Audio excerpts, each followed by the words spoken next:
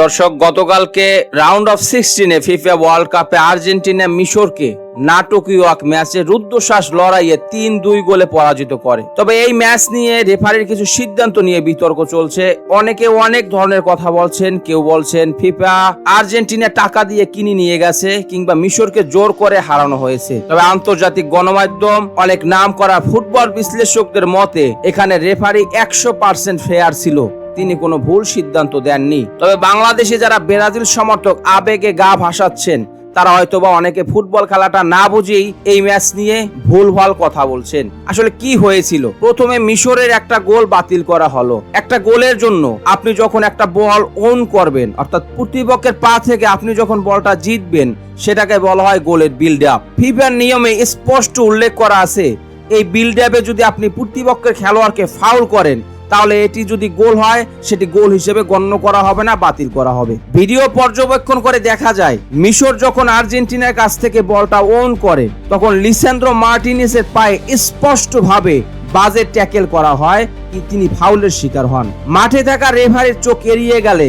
VAR এ থাকা referee তাকে অবহিত করেন। পরে তিনি ভিএআর চেক করে নিশ্চিত হন এটি 100% বাজে ট্যাকেল ছিল এবং ফাউল ছিল। পরবর্তীতে তিনি গোলটি বাতিল করে দেন। এটি রেফারির 100% শতভাগ সঠিক সিদ্ধান্ত। কিন্তু ব্রাজিল সমর্থকরা যেন এটি মানতেই পারছেন না, তাদের চোখে এটি 100% গোল। তবে এটি যদি বাতিলই হয়, তাহলে ডি বক্সের ভিতরে মোহাম্মদ সালার ফাউল কেন কাউন্ট করা হলো না?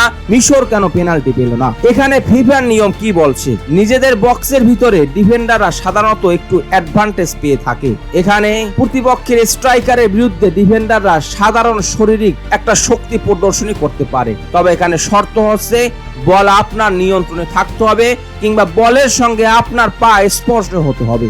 বলের সাথে কোনো সংযোগ ছাড়াই যদি বক্সের ভিতরে প্রতিপক্ষের স্ট্রাইকারকে বা কোনো খেলোয়াড়কে বাজে ট্যাকেল করা হয়, ফাউল করা হয়, তখন রেফারি সাধারণত পেনাল্টি কল করেন। ভিডিওটি পর্যালোচনা করে দেখা যায়, মোহাম্মদ সালাহ বলটি রিকভারি করার সময় স্পষ্ট লিসান্দ্রো মার্টিনেজকে ফাউল করেন। তবে সেটি রেফারির দৃষ্টি এড়িয়ে যায়, তিনি সেটি ফাউল কল করেন না। এরপর হুলিয়ান আলভারেজ এসে মোহাম্মদ সালার থেকে বলটি ওন করেন।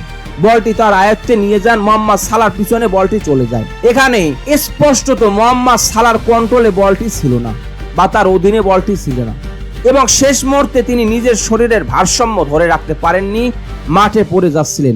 ঠিক সেই মুহূর্তে হুলিয়ান আলভারেজের পায়ের সাথে মোহাম্মদ সালার পায়ের স্পর্শ হয়। এখানে ফাউল ডাকার বিন্দু মাত্র যুক্তি নেই, এটি 100% ফেয়ার কল ছিল। এটি যদি আর্জেন্টিনার ক্ষেত্রে হতো, তাহলে তাইও হতো। কিন্তু হয়তো ব্রাজিল সমর্থকেরা, তারা বিশ্বকাপ থেকে যেভাবে বাদ পড়ে গেছে, টানা 6টি বিশ্বকাপে তারা যেভাবে ইউরোপের দলের সাথে হেরে বিশ্বকাপ থেকে বিদায় নিয়েছে, আর এই 6 বিশ্বকাপের মধ্যে আর্জেন্টিনা 2014 বিশ্বকাপে ফাইনাল খেলেছে, অল্পের জন্য তারা চ্যাম্পিয়ন হতে পারেনি এবং তারা বর্তমান বিশ্ব চ্যাম্পিয়ন। হয়তো এই দিক থেকে ডিপ্রেশনে তারা হয়তো এটিকে মেনে নিতে পারছেন না, কিন্তু তারা ভুলে যাচ্ছেন এই আর্জেন্টিনা যেভাবে 11 মিনিটে 3 গোল দিয়ে কামব্যাক করেছে, এটি সত্যি অবিশ্বাস্য ছিল, অসাধারণ ছিল। এটি ছিল ফুটবলের জাদু, এটি ছিল রোম্যান্স।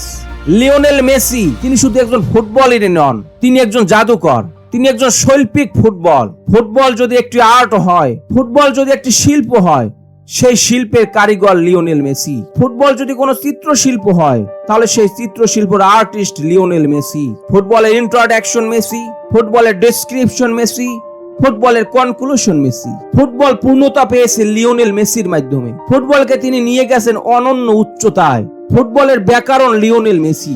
লিওনেল মেসিকে ছাড়া যেন ফুটবল অসম্পূর্ণ। আর এই লিওনেল মেসি আর্জেন্টিনাকেও নিয়ে গেছেন অনন্য উচ্চতায়। আর্জেন্টিনা এখন বর্তমান ফুটবলের ব্র্যান্ড অফ অ্যাম্বাসেডর। আর্জেন্টিনা যেই লেভেলের ফুটবল খেলে, এটা বর্তমান বিশ্বের আর কোনো দল এখন খেলতে পারছেন না। এটাই যাদের মেনে নিতে কষ্ট হচ্ছে কিংবা মেনে নিতে পারছেন না, তারাই অহেতুক চিল্লাচিল্লি করে আর্জেন্টিনাকে বিতর্কিত করার চেষ্টা করছেন। এখন অনেকেই বলছেন মিশরের খেলোয়াড়রা খেলা বোঝে না, মিশরের কোচুকি তাহলে খেলা বোঝে না। আপনি একটা বার চিন্তা করুন, মিশরের মতো দল আর্জেন্টিনার সাথে এভাবে ম্যাচ খেলবে, এটা ছিল সম্পূর্ণ অকল্পনীয়।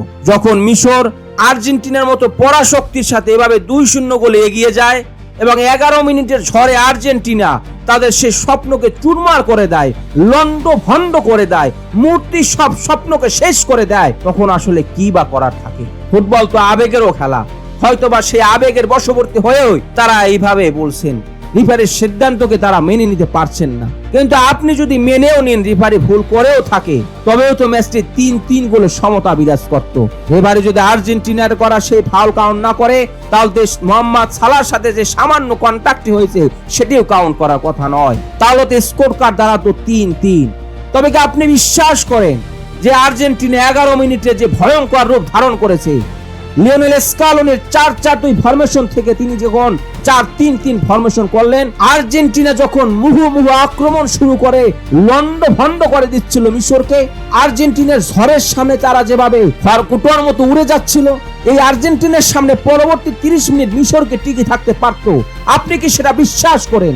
নাকি আর্জেন্টিনার ঝড়ে আরো লন্ডভন্ড দিশেহারা হয়ে যেত মিশর? ফুটবলের সৌন্দর্যটা আমরা উপভোগ করি, আর্জেন্টিনার যে অমরত্ব, আর্জেন্টিনার যে বিশেষত্ব, আর্জেন্টিনার যে শৈল্পিক ফুটবল, আমরা সেটাকে ভালোবাসি, আমরা সেটাকে উদযাপন করি আবেগের বশবর্তী হয়ে, ক্ষোভের বশবর্তী হয়ে।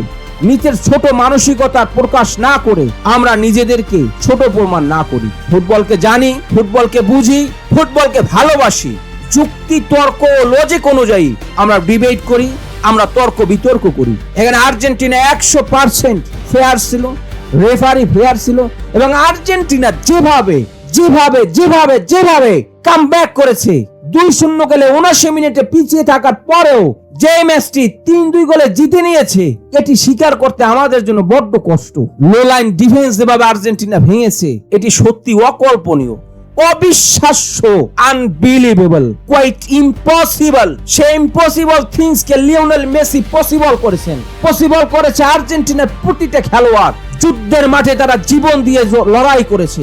লিওনেল স্কালোনির সেই মাস্টার মাইন্ড আমরা কেন সেটি মেনে নিতে পারছি না? আর্জেন্টিনার ফুটবল সৌন্দর্যকে মেনে নিতে আমাদের কেন এত বাধা? দর্শক, আমাদের সকলের উচিত নিচু মন মানসিকতা পরিহার করে ফুটবলের সৌন্দর্যটাকে উপভোগ করা। খেলাধুলা বিষয়ক সকল আপডেট সবার আগে পেতে স্পোর্টস মিডিয়ার সাথেই থাকুন। পেজটি ফলো দেবেন, চ্যানেলটি সাবস্ক্রাইব করতে ভুলবেন না। ধন্যবাদ সবাইকে।